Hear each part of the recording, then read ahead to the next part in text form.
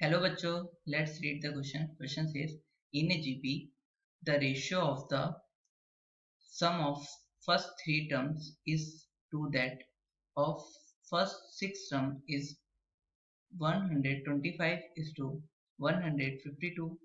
Find the common ratio. इस question को करने के लिए हम इसका की कॉन्सेप्ट समझते हैं। तो इसका की कॉन्सेप्ट है,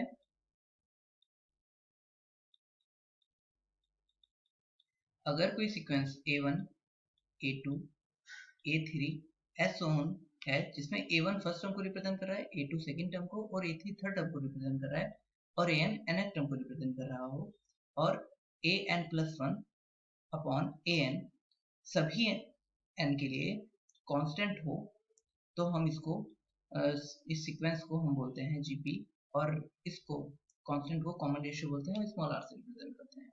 अगर जो फर्स्ट टर्म है वो A हो एंड कॉमन रेशियो r हो तो sum of first n term का फॉर्मूला होता है a r की पावर n-1 upon r-1 when r does not equals to 1 and n into a होता है when r equals to 1।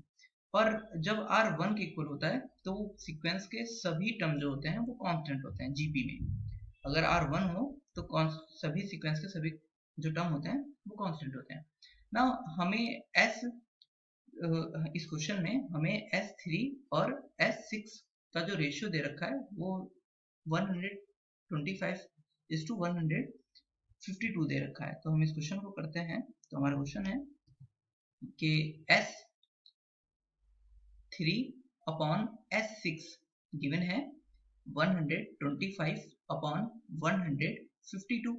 Now S3 हम फॉर्मूले के अकॉर्डिंग जानते हैं। अगर हमारा कॉमन रेशियो जो फर्स्ट टर्म है वो A है एंड कॉमन रेशियो R है, तो ये हो जाएगा हमारा S3 जो हो जाएगा वो A R की power 3-1 upon R-1 upon S6 हो जाएगा A R की पावर 6-1 अपॉन R-1। अब इक्वल्स टू ये हो जाएगा 125/152। अब r-1 से ये r-1 कैंसिल हो जाएगा क्योंकि r 1 के इक्वल नहीं है और यहाँ पर r 1 के इक्वल इसलिए भी नहीं है क्योंकि ये जो S3 और S6 है ये 1/2 नहीं है, क्योंकि अगर ये एक constant sequence r equals to 1 होता तो ये कांस्टेंट सीक्वेंस होती और उसके 3 टर्म का सम और 6 टर्म का जो सम होता वो कैंसिल होकर 1/2 ही आता। ठीक, तो इस वजह से ये जो है वो r इक्वल्स टू 1 नहीं है। तो यहाँ मैं S3 और S6 से क्लियर है r 1 नहीं है, तो यहाँ पर हमने ये वाला फॉर्मूला लगाया है। नाउ यहाँ से ये कैंसिल होता है और a से a कैंसिल हुआ क्योंकि a 0 भी नहीं है। तो नाउ ये हो जाएगा r³ - 1 अपॉन r की पावर 6-1 इक्वल्स टू 125/152। नाउ हम क्रॉस मल्टीप्लिकेशन कर लेते हैं। तो 152 की मल्टीप्लाई r³ - 1 से होगी और 125 की मल्टीप्लाई r की पावर 6-1 से होगी। तो ये हो जाएगा 125 r³ - 152 इक्वल्स टू 125 r6 - 125। अब नाउ हम सारे टर्म को एक तरफ लेकर आते हैं, तो हम सबको इस तरफ लेकर जाते हैं। तो ये हो जाएगा 125 r6 - 152 r³ माइनस अब 125 प्लस 152 इक्वल्स टू 0 हो जाएगा।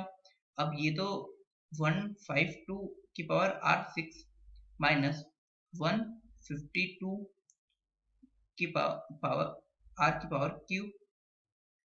r³ ये प्लस माइनस माइनस हो जाएंगे और ये आएगा वैल्यू प्लस की और आएगा 27। ना इसके हम फैक्टर कर लेते हैं। तो 152 को लिख सकते हैं, हम इसको लिखते हैं 125 r6, इसको लिखते हैं minus 125 r³ minus 27 r³ plus 27 equals to, यहाँ से हम कॉमन लेते हैं 125 r³, तो ये हो जाएगा 125 r³ और यहाँ बचेगा r³ माइनस 1 और यहाँ सेकेंड वाले में से लेते हैं 27, तो ये हो जाएगा r³ माइनस 1 माइनस के 27 लिया है इक्वल्स टू 0। r³ - 1 को कॉमन लेते हैं तो हो जाएगा आर क्यूब माइनस 1 और यहाँ से हो जाएगा 125 R cube minus 27 equal to 0। दो नंबरों का प्रोडक्ट अगर 0 है तो दोनों में से कोई एक तो 0 होता ही है। तो इफ हम लिख सकते हैं if R cube minus 1 equal to 0, तो यहाँ से आर क्यूब इक्वल टू कितना हो जाएगा 1 और आर इक्वल टू आ जाएगा 1, जो कि पॉसिबल नहीं है क्योंकि जो हमारी सीक्वेंस है हमने पहले वो किया था कि आर जो है वो 1 के इक्वल नहीं है।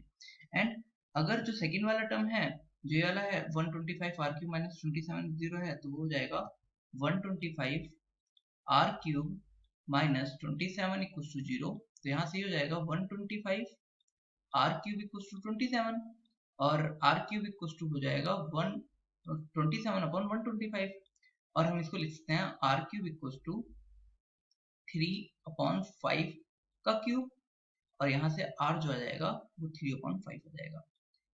तो हमें इस क्वेश्चन में हमें फाइंड करना था, इस क्वेश्चन में हमसे पूछा था कि फाइंड द कॉमन रेशियो। तो कॉमन रेशियो जो आर है वो आ गया 3/5। So final answer is r equals to 3/5। Hope you understood it well. Best of luck. Thank you.